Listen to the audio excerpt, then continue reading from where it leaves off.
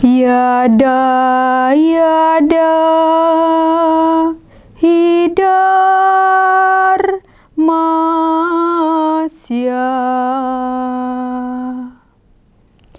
gelanir bawa tiba rata, apiu tanam adar masya,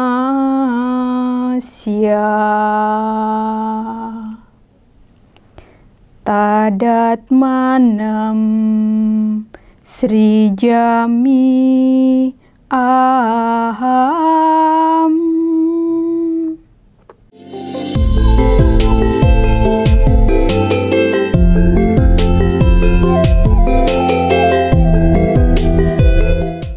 Om Swastiastu. Pemirsa, kembali lagi dengan Hindu Channel. Pada hari ini Upadesa akan membahas mengenai ajaran Awatara dalam agama Hindu. Sepertinya Bapak Ibu sudah mendengar dalam keseharian kata Awatara. Jadi, Awatara berasal dari bahasa Sangsekerta yang terdiri dari dua kata. Yang pertama, awa dan tara. Awa artinya turun ke bawah, sedangkan tara atau tra artinya menjelma atau menyeberang.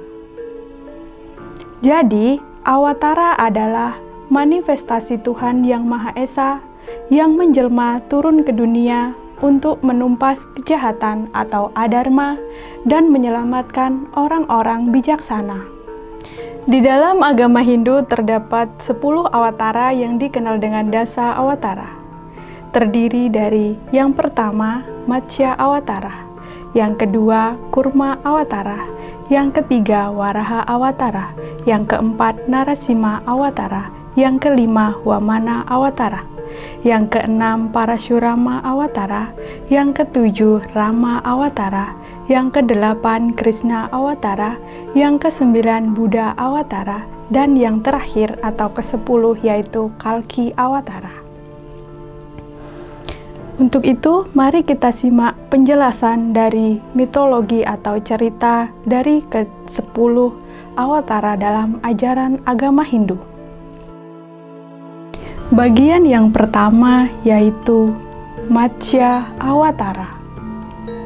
Dikisahkan pada zaman Satya Yuga, Dewa Wisnu turun ke dunia mengambil suatu bentuk berupa ikan yang disebut dengan Matsya. Dikisahkan pada zaman dahulu ada seorang raja keturunan dari Dewa Matahari yang sedang mencuci tangan di sebuah sungai. Lalu dihampirilah seekor ikan kecil. Kemudian sang raja tersebut membawa ikan untuk dipelihara dan diberikan tempat di sebuah kolam. Namun, lambat laun, ikan tersebut tumbuh menjadi ikan yang besar. Begitu juga seterusnya, kejadian tersebut berulang-ulang. Sang raja memindahkan ke dalam kolam yang lebih besar.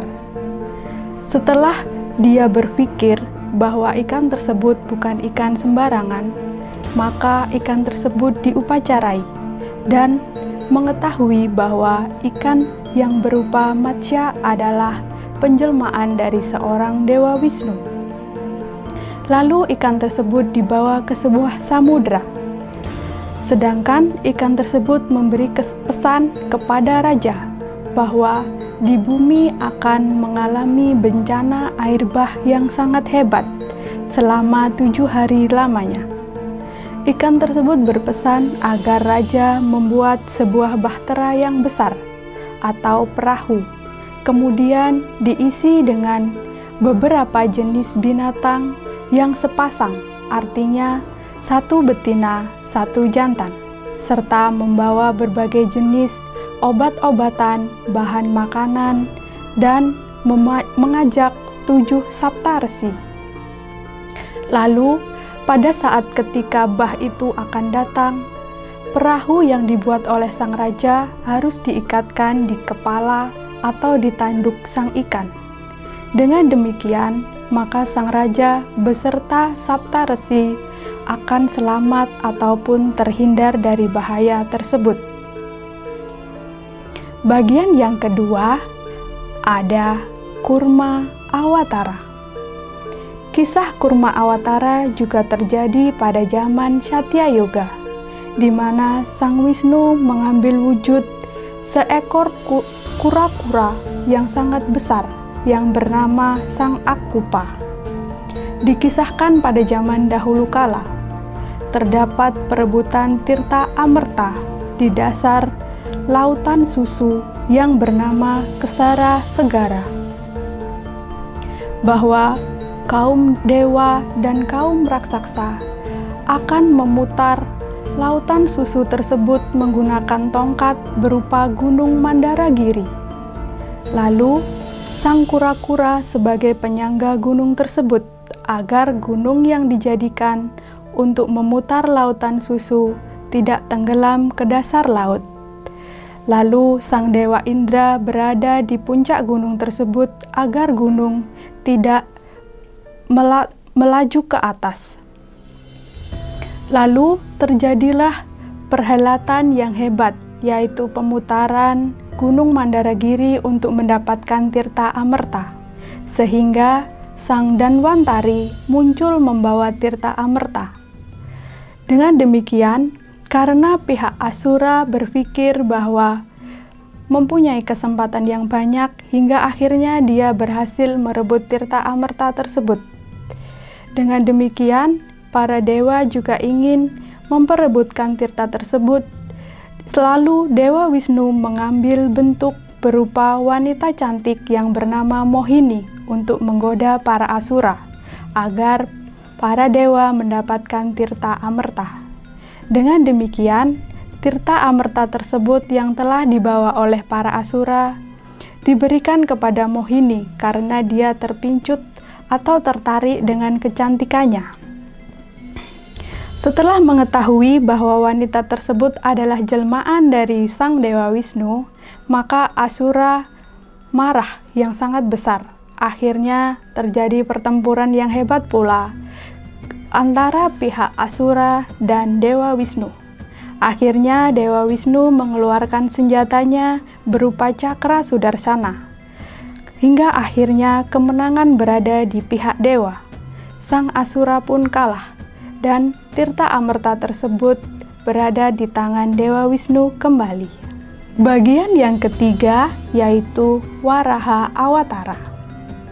Waraha Awatara muncul di zaman Satya Yuga, di mana Sang Dewa Wisnu mengubah wujud atau mengambil suatu bentuk berupa babi hutan yang besar dengan mempunyai dua taring yang menculang. Dikisahkan pada zaman ini, tersebutlah seorang Raja Hiranyaksa, yaitu Raja para Asura atau raksasa, yang ingin menghancurkan bumi pertiwi atau alam semesta ini ke dalam lautan kosmik. Mengetahui hal demikian, Dewa Wisnu langsung mengambil alih atau menopang bumi tersebut agar tidak jatuh kepada lautan kosmik. Hingga akhirnya pertempuran yang hebat pun terjadi. Kemenangan berada di pihak Dewa Wisnu. Akhirnya sang babi hutan tersebut bisa menopang bumi pertiwi ini dengan kedua taringnya hingga selamat. Sedangkan bagian yang keempat yaitu Narasima Awatara. Dikisahkan pula Narasima yaitu pada zaman Satya Yuga, di mana Sang Wisnu mengambil wujud berupa manusia yang berkepala singa. Kisah ini berlanjut dari Sang Raja Hiranyaksa, yaitu mempunyai kakak yang bernama Hiranyakasipu. Hiranyakasipu adalah raja dari para Asura atau raksasa. Raja tersebut tidak rela atau tidak ingin semua pengikutnya menyembah Dewa Wisnu, karena ia juga mempunyai dendam karena adiknya telah dibunuh oleh Dewa Wisnu. Oleh karena itu, Sang Hiranyakasipu ini mendapat anugerah dari Dewa Brahma, bahwa Hiranyakasipu tidak bisa dibunuh oleh senjata apapun. Tidak bisa dibunuh pada saat pagi, siang, maupun malam hari. Dia juga tidak bisa dibunuh di dalam maupun di luar rumah. Ia adalah sakti karena dia juga tidak bisa dibunuh di darat, di air, maupun di udara. Dengan demikian, Dewa Wisnu mengambil wujud sebagai manusia yang berkepala singa, yang mempunyai kuku yang besar. Karena ingin menumpas kejahatan kepada Raja Hiranyakasipu, Dewa Wisnu merobek-robek atau membunuh sang raja tersebut pada saat senja hari. Dan ia tidak menggunakan senjata, namun membunuh raja tersebut dengan kukunya yang tajam. Dengan demikian, anugerah yang diberikan oleh Dewa Brahma sudah tidak berlaku. Akhirnya kemenangan pun berada di pihak Sang Dewa Wisnu. Bagian yang kelima yaitu Wamana Awatara, di mana Wamana Awatara muncul pada zaman Tretya Yoga. Di sini dikisahkan ada seorang raja Bali yang sangat kaya raya, tersohor, tetapi ia mempunyai sifat yang takabur. Sang raja tersebut sudah diingatkan oleh Sangkacarya bahwa ia tidak boleh memberikan sedekah apapun kepada para Brahmana. Namun, ia tidak menghiraukan nasihat tersebut. Akhirnya, suatu ketika sang raja memberikan sedekah kepada para Brahmana. Nah, di sini Wisnu muncul sebagai Brahmana yang kecil ataupun kerdil. Dia berada di tengah-tengah para Brahmana yang sudah mengantri atau menunggu sedekah yang diberikan oleh sang raja Mahabali tersebut. Akhirnya giliran saatnya sang Brahmana kecil ini mendapat bagian sedekah. Dia meminta hanya 3 jengkal tanah yang ia minta kepada sang Raja Bali. Lalu sang raja tersebut mengabulkan permintaannya. Brahmana ini berubah menjadi sangat besar, hingga kaki pertama yang melangkah, ia bisa menginjak surga. Yang kedua, ia bisa menginjak bumi. Dan yang ketiga, karena sudah tidak ada pijakan lagi, lalu kepala sang raja tersebut yang dijadikan pijakan oleh sang Wamana tersebut. Hingga akhirnya, dia mengakui bahwa kedermawanannya itu terlalu tidak menghiraukan apa yang menjadi ajaran raja. Hingga saat itu sang raja tersebut mengalah ataupun luluh kepada sang Wamana, yaitu Brahmana kecil tersebut. Bagian yang keenam yaitu Parasurama Awatara. Dikisahkan Parasurama muncul pada zaman Tretya Yoga. Parasurama adalah keturunan dari Maharsi Brigu, yaitu mempunyai nama ayah yang bernama Jamadagni. Parasurama di sini dikisahkan akan menumpas kaum ksatria. Mengapa Parasurama bertekad menumpas kaum ksatria?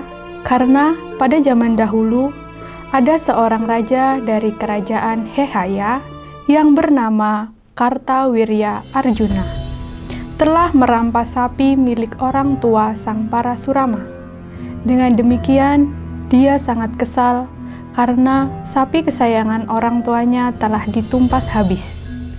Oleh karena itu, Parasurama ingin menyadarkan kaum ksatria agar dia tidak berbuat semena-mena, agar juga ia selalu berada di jalan Dharma. Demikianlah kisah Parasurama. Bagian yang ketujuh ada Rama Awatara. Kisah Rama Awatara yaitu muncul pada zaman Tretya Yoga. Rama adalah anak dari Raja Dasyarata dan Dewi Kausalya. Dia menjadi manusia yang sempurna atau disebut dengan Purusottama, yaitu beristrikan Dewi Sita. Rama mampu mengalahkan atau menumpas kejahatan oleh negeri Alengka yang bernama Rahwana. Akhirnya, dia menjadi Rama Awatara. Bagian selanjutnya, yang ke-8, ada Krishna Awatara. Krishna Awatara muncul pada zaman dua para yoga, yaitu dikisahkan di dalam kitab Mahabharata atau kisah Bhagavad Gita, yaitu Krishna adalah anak ke-8 dari Dewaki dan Basudewa. Krishna adalah seorang pemimpin ajaran rohani atau ajaran kebajikan yang ia berikan kepada Arjuna dan kepada seluruh umat manusia. Pada saat itu, Sang Krishna sebagai Krishna Awatara karena ia mampu mengalahkan adharma atau kejahatan yang dilakukan oleh bangsa Kaurawa dengan memberikan ajaran-ajaran kerohanian kepada Arjuna, sehingga dia mampu mengalahkan adharma. Yang selanjutnya yaitu Buddha Awatara. Buddha Awatara muncul pada zaman Kali Yuga, yang ajarannya terkenal hingga saat ini. Buddha Awatara mengajarkan ajaran ahimsa, yaitu anti kekerasan. Sang Buddha muncul berawal dari kisah pada zaman dahulu di India. Semua masyarakat, baik Brahmana maupun masyarakat umum, sudah tidak seimbang dalam melakukan kegiatan upacara. Di antaranya, dia melakukan upacara dengan korban yang sia-sia. Hingga saat itu, Sang Buddha muncul. Buddha Awatara ditandai dengan munculnya Sang Siddhartha Gautama, yaitu anak dari putra Raja Sudodana yang lahir sekitar abad ke-6 Masehi. Sudodana sangat mengharapkan Siddhartha menjadi cakrawati atau maharaja dunia. Namun, pikirannya dibayang-bayang oleh ramalan petapa Kondana. Ramalan tersebut mengatakan bahwa Siddhartha akan menjadi Buddha. Nah, akhirnya dia melakukan pertapaan di bawah pohon Bodhi pada malam Purnama Sidhi pada bulan Waisak. Demikianlah kisah Sang Buddha yang menyebarkan ajaran-ajaran kebaikan, hingga ajarannya dijalankan oleh masyarakat pada zaman sekarang ini. Bagian yang terakhir yaitu Kalki Awatara. Dikisahkan pada Wisnu Purana pada masa kerajaan Gupta, yaitu sekitar abad ke-7 sebelum Masehi, Kalki Awatara akan muncul pada akhir zaman Kali Yoga dengan ciri-ciri menunggangi seekor kuda putih dan menghunus pedang. Demikianlah kisah 10 awatara atau dasa awatara. Semoga kita bisa belajar dan mendapatkan wawasan dari kisah tersebut agar kita selalu berada di jalan Dharma. Demikian yang dapat saya sampaikan, semoga bermanfaat. Kami akhiri dengan Paramasanti. Om Shanti Shanti Shanti Om.